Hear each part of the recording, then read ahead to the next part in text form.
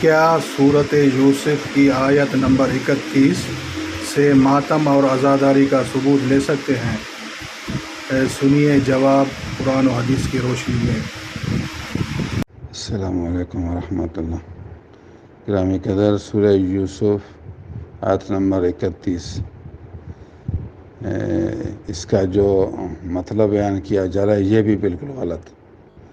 قرآن کی آیت ہے فَلَمَّا رَأَيْنَهُ أَكْبَرْنَهُ وَقَطَّعْنَ أَيْدِيَهُنَّ وَقُلْنَ حَاشَ لِلَّهِ مَا هَذَا بَشَرًا إِنْ هَذَا إِلَّا مَلَكٌ كَرِيمٌ۔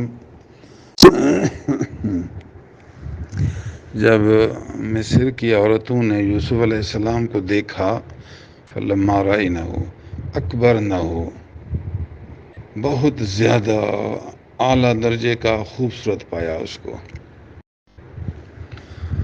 تو خوبصورت زیادہ پا کر حیران ہو گئی، تعجب میں آ گئی، اتنا کہ بے ہوشی کی کیفیت ان پر طاری ہو گئی غلبہ حسن کو دیکھ کر۔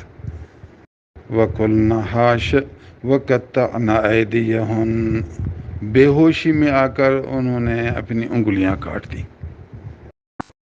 یہ ہے بے ہوشی، یہ ہے حالت اضطراری۔ وَقُلْنَ حَاشَ لِلَّهِ، کہا کہ عجب ہے، ایسے بھی آدمی ہیں، یہ انسان نہیں، یہ تو فرشتہ ہے۔ تو عورتیں یوسف علیہ السلام کے حسن کو دیکھ کر اتنا بے ہوش ہو گئیں کہ ان کا دماغ کام نہیں کر رہا تھا، وہ فروٹ کو کاٹنے کے بجائے اپنی انگلیاں کاٹ دیں۔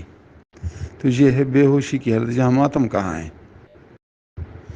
اور تو نے پیٹا کہاں، سینے پر دھکا کہاں لگایا، یہاں پورا لفظ کہاں استعمال کیا؟ یہ تو بے ہوشی کی حالت میں انہوں نے فروٹ کاٹنے کے بجائے اپنی انگلیاں کاٹ دی۔ یہ قرآن کا لفظ معنی یہ، اور انہوں نے مطلب کیسے غلط نکالا، استغفر اللہ۔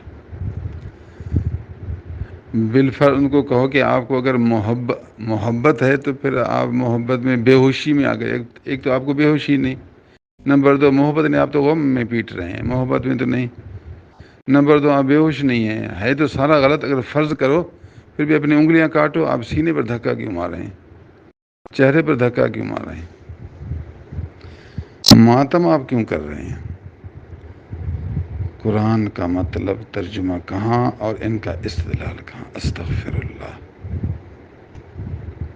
جو شخص قرآن کی تفسیر اپنی رائے سے کرے، نبی کریم صلی اللہ علیہ وسلم نے اس کے لیے سخت وعید بیان کی۔ اللہ تعالی ہمیں ہدایت دے۔ استغفر اللہ، معاذ اللہ۔